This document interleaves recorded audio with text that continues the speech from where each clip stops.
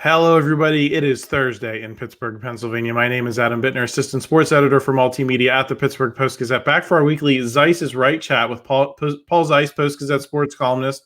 Paul, we're going to be getting into a lot today, talking about how much does the Steelers' preseason performance matter. We saw last season, specifically on offense, it ended up not mattering much at all as Kenny Pickett lit up the preseason and then was rough for the rest of the season.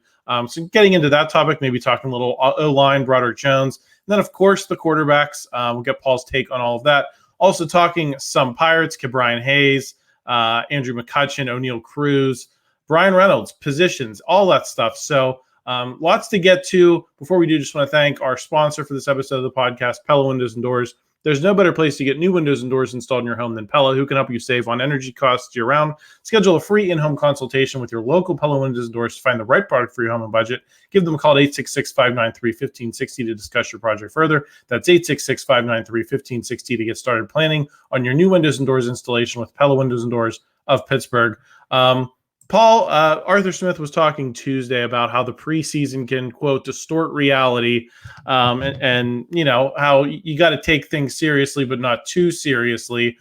I've been monitoring the comments of the Post-Gazette Sports YouTube channel. I think a lot of people are taking it pretty seriously, how much this offense has struggled early on. What are your thoughts on how much this stuff actually matters scale? Are you very concerned about week one against Atlanta, or are you still going to reserve judgment at that point?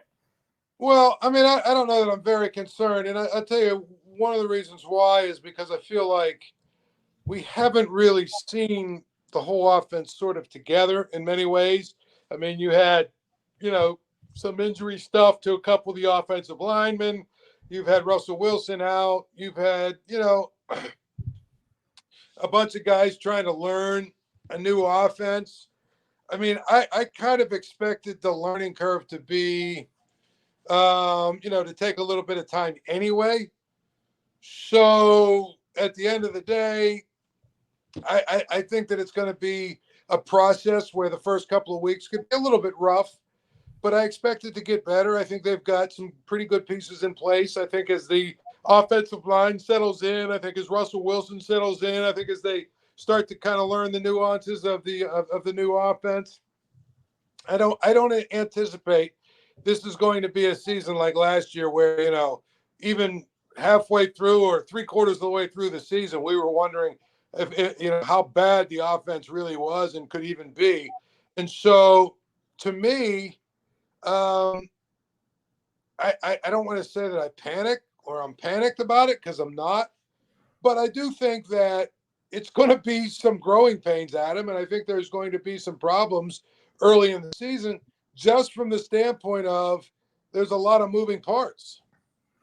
Yeah, I want to pull at that thread a little bit more when we get into the offensive line here in a second. The only caveat I'd make to your point, I tend to agree that I think there's a little bit of overreaction to results that don't actually matter. Of course, you're not going to show everything that you want to be doing in the preseason games, giving film to your opponents heading into week one. So I that's probably where the majority of my opinion lands. The only question I'd ask you is this, Paul. We saw Justin Fields in that game late against Buffalo on Saturday. A lot of guys playing deep into the game. And it sounds like, if you listen to the North Shore Drive on Wednesday, that the intention is to have Russell Wilson play a lot in the third preseason game, that the Steelers are planning to treat this preseason finale as they did the third preseason game back when there were four, when most of the starters played a lot of time. It seems like Mike Tomlin is taking the preseason pretty seriously. Is it a matter of him just wanting them to get more reps so that they're ready for the season, or is he waiting to see something in your mind that's going to make him feel better? Because that's kind of the read I got last week, is he kept guys in the game longer because he wanted to see some results. Yeah, I mean, I think that's a part of it. But, part of it, like you said, is he's got to get reps for these guys. That's the issue. There's just not enough reps for these guys. And as a result, it's been a little bit ugly. But, I feel like if you look at, for instance, what's happening with Russell Wilson, I mean, people are losing their minds about it. The guy has played a total of, 4 drives or something, pretty much 2 days of camp and 4 drives in the preseason. And I just feel like it's not really going to be a fair way to evaluate what's going on until you start to see the game plan in and more plays and reps and everything else for a guy like Wilson. And I think Mike Tomlin is in a boat where he just is like, I need to see what this looks like with all of these guys and all of the parts that we have. I need to see it before I can really start to feel a little bit better about it. And the thing about Justin Fields is it almost feels like they used this preseason to almost kind of see what they have in him, right? I mean, they gave him a lot of reps, and, I think they were probably overly cautious with Wilson and his calf because they wanted to give him a lot of reps, Justin Fields, I mean. And he's played a lot. Has he gotten better, Adam? Has he shown you anything? Have you seen anything at all from Justin Fields that suggests to you that he could be the starting quarterback for the Steelers and give him a chance to really win at a high level? Because I have seen nothing. A lot of people have, Paul. A lot of people are talking about Justin Fields like he is already the starting quarterback, and that this is kind of a fait accompli. And I think that's national media in some cases, but it's also there's just a lot of fans that seem to be taking it for granted that he's going to be the guy here. I find that conversation interesting in the sense of like all the stuff we talked about for 3 or 4 months in the offseason about the benefits of having these two guys, in the stable and being able to, lean on both of them and have their complementary skill sets. I mean, this is how I expected this to play out. Honestly, Paul, I don't think I expected the injury, but you're hoping for better quarterback play, and you got guys that that you felt good about. Can people just let things play out a little bit? I saw Mike Tannenbaum already on ESPN saying the Steelers should consider trading Russell Wilson for what is my question. What are they going to get for him that's better than having his veteran presence there, even if he ends up falling behind Justin Fields? I just think we talked for months about how having these two quarterbacks was a good way to handle this specific season, and we'll see what happens for the rest. This is what that looks like, isn't it, Paul? Yeah. Well, it's become silly, hasn't it? I mean, we're now to the point in the offseason with these two guys. I just can't wait for the regular season to get here because I'm tired of hearing about the Russell Wilson versus Justin Fields. Who we all know it's going to be Wilson as the starter. And the thing about Justin Fields is he has never shown the ability to consistently move a team down the field and be that guy week after week after week after week.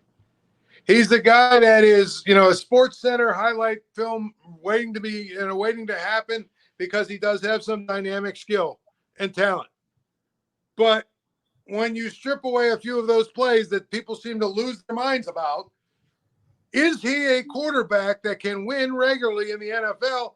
I've seen no evidence of that at all, and nothing I've seen from him this preseason would suggest that he, something is different now because he's playing with the Steelers and their magic dust, because that's always the storyline.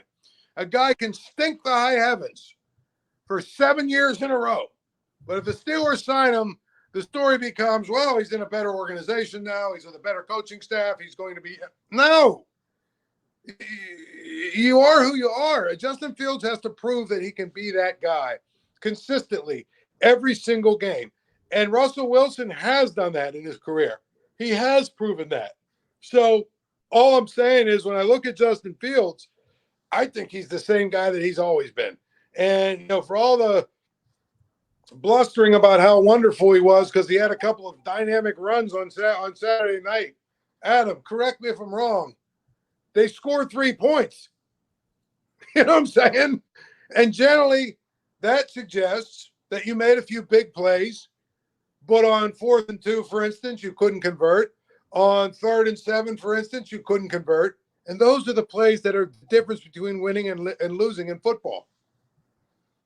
Yeah, I certainly see that. And I still hold out hope that Justin Fields could be a long-term, maybe like caretaker quarterback for a handful of years until you're in a position to get someone that you really feel can be a franchise guy. I think he can be decent. I think he can win games with the pieces around him. I don't think he's that far from being a guy who can get you to 12 wins, right, Paul? But this expectation people have that he's going to be the franchise quarterback, no, I have not seen those signs yet. And I think that's where people's expectations I think that's where a lot of the anti-Russell Wilson sentiment's coming from is, right. He's not going to be people don't want him to be the franchise quarterback. And I get it because he's 37 years old. It makes sense that you don't want the Steelers to hitch their wagon to Russell Wilson for a period of years. However, I don't think that needs to mean we make Justin Fields more than he is until we see it. So, Paul, I also know you wrote I think a lot of similar themes are here with the offensive line. You wrote a column about Broderick Jones. There's been a fair amount of panic about him after his rough game against Buffalo and possibly the injuries that he's dealing with. Again, I feel like I've said this 3 or 4 times on our shows or other shows here on the channel. What did people expect? That they were going to put 2 rookies and then a second-year player on this offensive line and it was going to come together instantly? I mean, like I said, I'm still bullish about the long term with this group, but people seem to think it was just going to be like putting a puzzle together and it was instantly going to work magic. I mean, these guys still need time to develop, and they're going to have good big games and bad games, aren't they? Well, yeah, and I think the other part of it is, Adam, I mean, I think the Steelers have probably not done their best to put this offensive line in position to really be successful from day one. Because to me, once you drafted Troy Fautanu, he needs to be your right tackle. Broderick Jones needs to be your left tackle, and Frazier needs to be your center. From day one of OTAs until now, get them as many reps as possible, as much as they can. Let them absorb as much as they can, take in as much coaching as they can, as much time with the first team as they possibly can. Because right now, I don't know what the plan really is. I mean, it looks to me like it's going to be Dan Moore playing left tackle to start. It'll be Broderick Jones playing right tackle to start. And maybe, who knows, at some point, 4, 5, 6 games in, they decide that they're going to have Fautanu come in and play. But I don't know. To me, it just feels like they really didn't have a very good plan as to how to make sure that they got these 3 young guys as many reps as they possibly can this preseason going into the regular season. Now, that being said, I feel like eventually all 3 of those guys seem like they're going to be pretty good players. So if they're going to be pretty good players, it's only a matter of time before they figure it out. Yeah, and listen, I'm not even in the camp of I think they necessarily did things wrong, quote unquote. I just think that people need to adjust their expectations a little bit, and like we know Mike Tomlin does not view his teams as finished products in week 1. We've seen the evidence of that year after year. I think it might take a month, and maybe those guys start to find their stride together, start to find some chemistry, start to find the things that people want. But the idea that you can just bring in a new OC, bring in 3 new rookie or quasi-rookie offensive linemen and just flip the switch, I think has always been, a little excessive. And so, again, I think this is a circumstance where you can't panic because of what you're seeing when it still says August on the calendar. Right. However, on the other side of things, in Pirates land, when it says August on the calendar, it is time to panic. Let's get into the Buccos and what the heck what the heck were they doing with Brian Hayes all season? It's been obvious that I think he's the worst qualified hitter in baseball, Paul, and he's been talking about having these nagging injuries. What's going on here? Well, here's what I don't understand. It's been fairly clear, Adam. I mean, seriously, didn't he hit a home run or a double or something maybe 2 weeks ago or a week and a half ago or something like that? But prior to that, it literally was like 6 weeks since his last extra base hit. I mean, it was pretty clear he could not drive the ball. He could not drive the ball at all. All of his hits were little singles, little dribblers, little, floaters over top of the infield. Nothing with any amount of power or, whatever. So I don't know. It doesn't take a rocket science, at least in my mind, to figure out that the guy wasn't right and hasn't been right all season long or for most of the season. You know what I mean? That's just how it is. So I just think that why did they take so long to do it? Like, why did they take so long to put him on the injured list or whatever?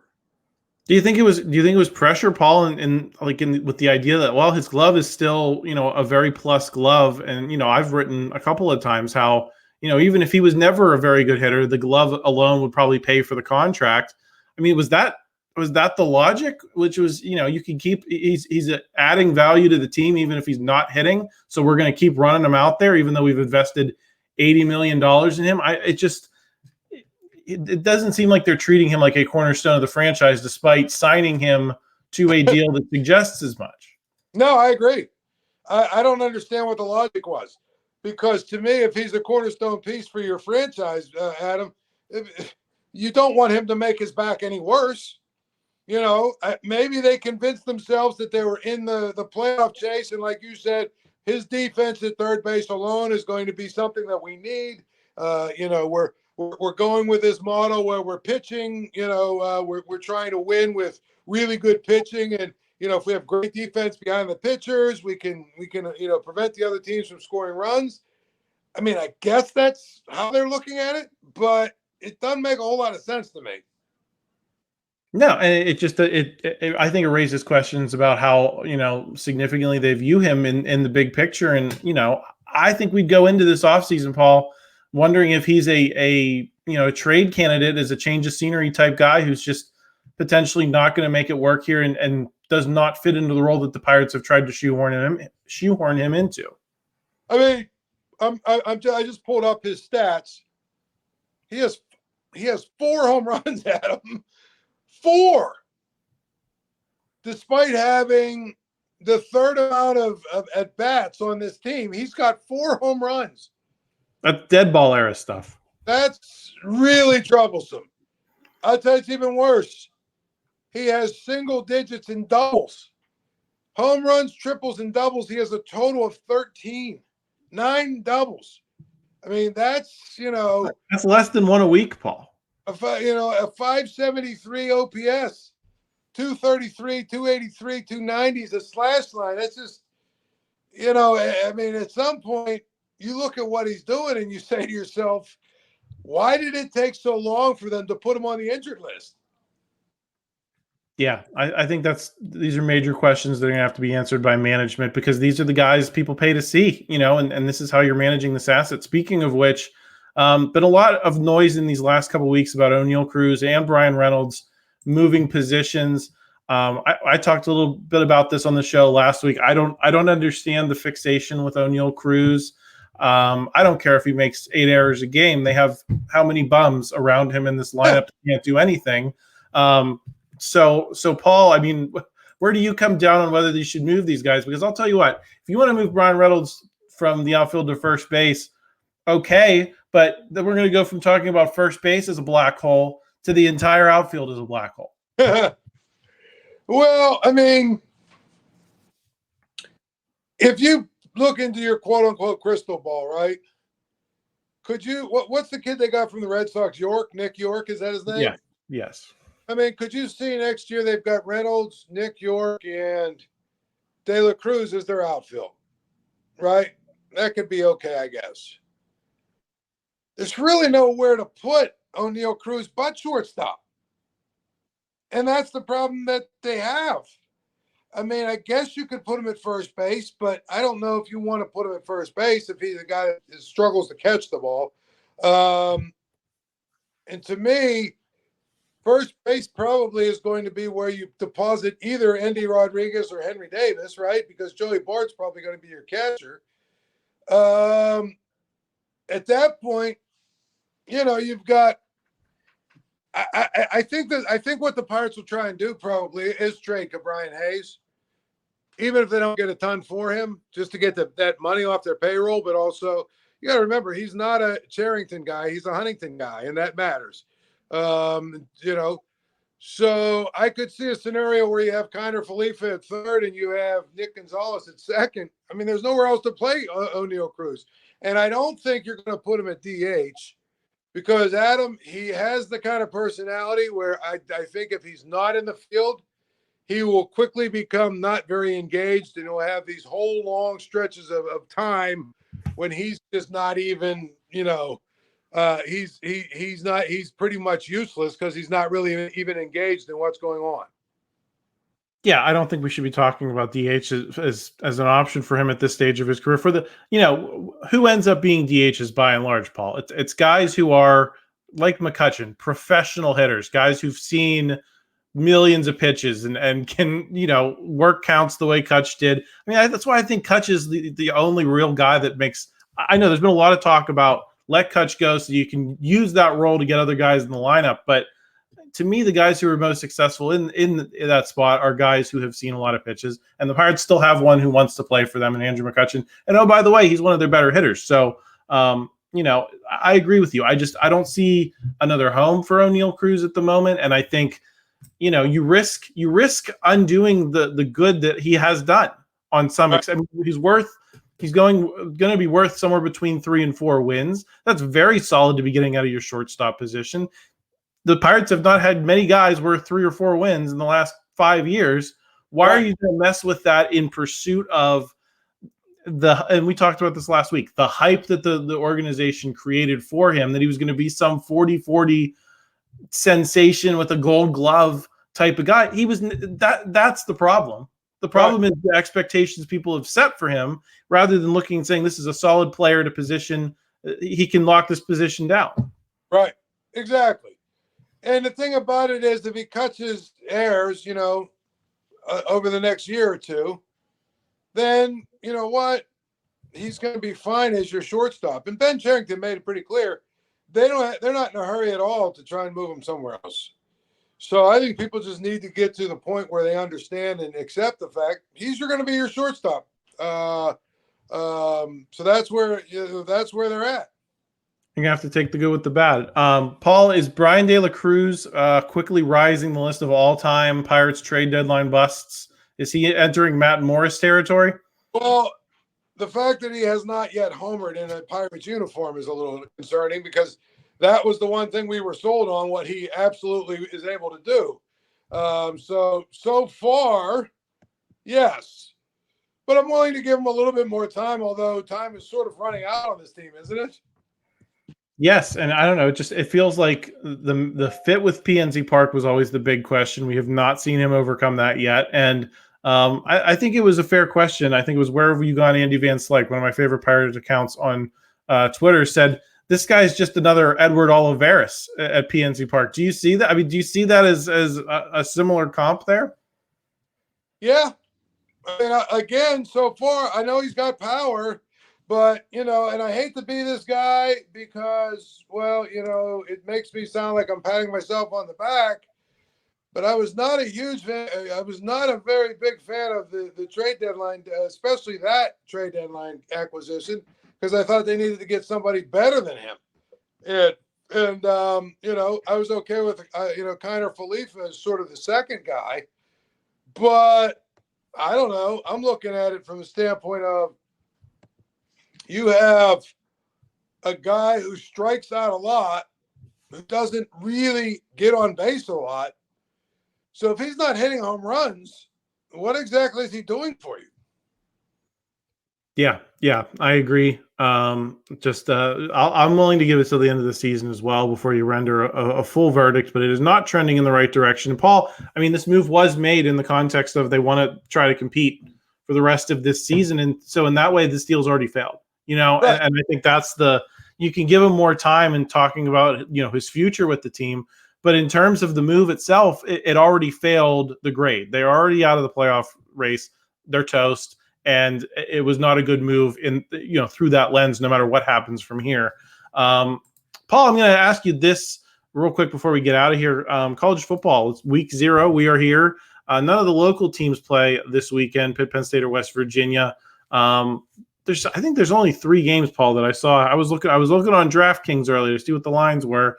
I only saw 3 games. 3 games is better than none, but What are the things you're looking at as these camps continue to unfold with any of the three local teams? Well, Pitt, they're all a little bit different. Pitt, to me, the number one story is the offense. I mean, I don't know how it could be anything else. You've got this brand new offense where they, are going to try and snap the ball, every 10 seconds or whatever, and, play with tempo and throw the ball probably more than Pat Narduzzi really wants to throw the ball. It's going to be weird. It's going to be something we haven't seen really in a long time with Pitt. They're going to be, in some ways, playing modern-day college football on offense. Penn State, to me, with the 12-team playoff and everything they have coming back, I mean, they should basically be in the playoffs, because they could lose the game and, maybe lose to Ohio State. They could still actually get to the playoffs with the 12-team playoff game. But, I want to see a second year of, what's his name, Drew Lar. Is that the quarterback's name? I want to see a second year, what it looks like with him. I think the defense should be really, really good again. And then, of course, West Virginia, was the last, 6 or 8 games of a mirage last year, or has Neil Brown turned the corner and the program is ready to win? And so, I think we'll know the answers to these things pretty easily, pretty quickly into the season. So I'm looking forward to it. I was looking this week to try and see what games there are going on. Right? Your Seminoles play, Paul. They're the first one. I think they play Georgia Tech. Florida State plays Georgia Tech, and they play in Ireland.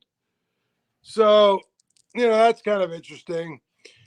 But other than that, there's not a whole lot else to get excited about. Although on Friday, my alma mater plays, which is actually, I'm sorry, it's next Friday. They don't even play this Friday, so I can't even get excited about watching Temple this week. But yes, week 0 is pretty bad in terms of the schedule. But Florida State, Georgia Tech is kind of interesting. Oh, and an ACC member SMU is playing this weekend. Yeah, you're looking forward to seeing the ACC letters on the field down at SMU. I mean, come on, man. Anyway, yeah, it'll be fun. Next week we'll probably talk a lot about college football because we will have the games all 3 of the local teams getting started. Yeah, and 2 of them play each other. We'll have Penn State, West Virginia at noon on that Saturday. It's the last time Penn State's going to play, anywhere closer than Happy Valley probably for a long time. Paul, are you possibly going to go down for that? Yeah, I think so. I'm gonna probably go down and try and do the journalism thing for that. Yes. Nice. Well, stay tuned to postgazette.com for all that. Paul will be back next week. We'll also be doing the North Shore Drive Monday, Wednesday, and Friday. So make sure you're subscribed. Lots of Steelers talk coming your way. If you like this video, please hit the like button. Help us out in the YouTube algorithm. We always appreciate that. Otherwise, we'll talk to you again next week. All right. We'll see you, my man. Be good.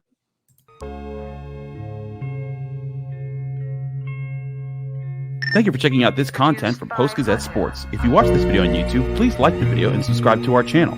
For all of the sports coverage the Post-Gazette has to offer, visit post-gazette.com.